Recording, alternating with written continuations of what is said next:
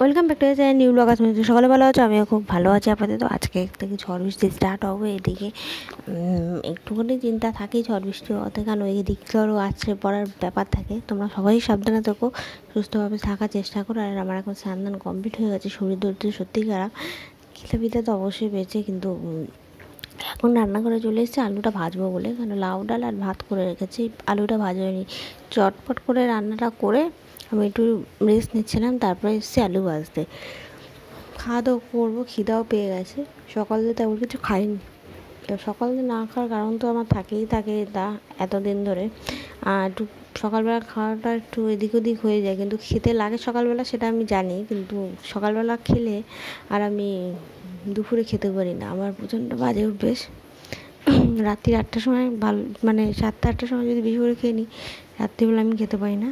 আর কিন্তু খেতে হলেও ওই এক গাল দু গাল আমি খাই খাবার দাবার, তারপরে আর রাতে কিছু খাই না। তো এদিকে তো ভিডিও এডিট করা হয়ে গেছে, আপলোডও করা হয়ে গেছে। যারা এখনও পর্যন্ত ভিডিও দেখছো না, প্লিজ ভিডিওগুলো দেখো, ভালো ভালো ভিডিও দিচ্ছি। আর সাবস্ক্রাইব করো, ফলো করো, কেমন লাগছে অবশ্যই বলো, অবশ্যই শেয়ার করো। তোমাদের কমেন্টগুলো অবশ্যই আমি পড়ে থাকি। আর তোমরা যদি নাম নিতে বলো, অবশ্যই তোমাদের নামগুলো নেবো, কারণ অনেকেই আমাকে খুব সুন্দর সুন্দর কমেন্ট করে থাকো, আর প্রত্যেকটা কমেন্টই আমার ভালো লেগে থাকে। প্লিজ তোমরা শেয়ার করো আমার ভিডিওগুলো। আমি নর্মালি ভিডিও বানিয়ে থাকি, ডেইলি ব্লগ। আর এখানে কার্টুন দেখছি, আর এখানে ফুল দূরগুলো সরিয়ে নিয়েছি, ডাব্বাগুলো সব ধোয়া হয়ে গেছে, কৌটোগুলো। আর দেখছো রোজের মানে গোলাপের পাপড়িগুলো। আর এদিকে রান্নাঘরে চলে এসেছি, রাতে রান্না করতে শুধু ভাতই বসাবো, আর কিছু করবো না। আর আমি বিকালবেলা খেয়েছি একটা এগরোল, জাম্বো সাইজের একটা এগরোল খেয়েছি। খাওয়ার পর আমার তো পেটটা আই করছে। তারপর খেলাম একটা আমটা ছিল টক, কিছু করার নেই, ভেবেছিলাম মিষ্টি হবে, কিন্তু টক ছিল। কী করেছি, মধু দিয়ে মেখে আমটা খেয়ে নিচ্ছি। আর অত টক আম আমি আর খেতে পারছিলাম না।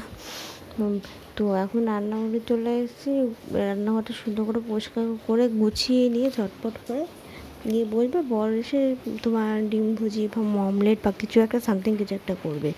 আর এদিকে তো বৃষ্টি বৃষ্টি অল্প অল্প করে হচ্ছে, আবহাওয়া অল্প ছাড়ছে, ওরকম কিছু হচ্ছে না।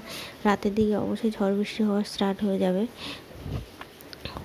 আর সেই নিয়ে একটু ভাবনা চিন্তা আছে যে আমাদের এখানে কতটা হবে অ্যাকচুয়ালি। কেন আগের ঝড় বৃষ্টিগুলো তো আমাদের এখানে আছে, ওরকম পড়েনি, অল্প একটু হয়েছিলো আমফানের সময়, অত কিছু হয়নি। কিন্তু এখন যদি বেশি জোরে পড়ে কী হবে সেটা ভাবার বাইরে হয়ে যাচ্ছে।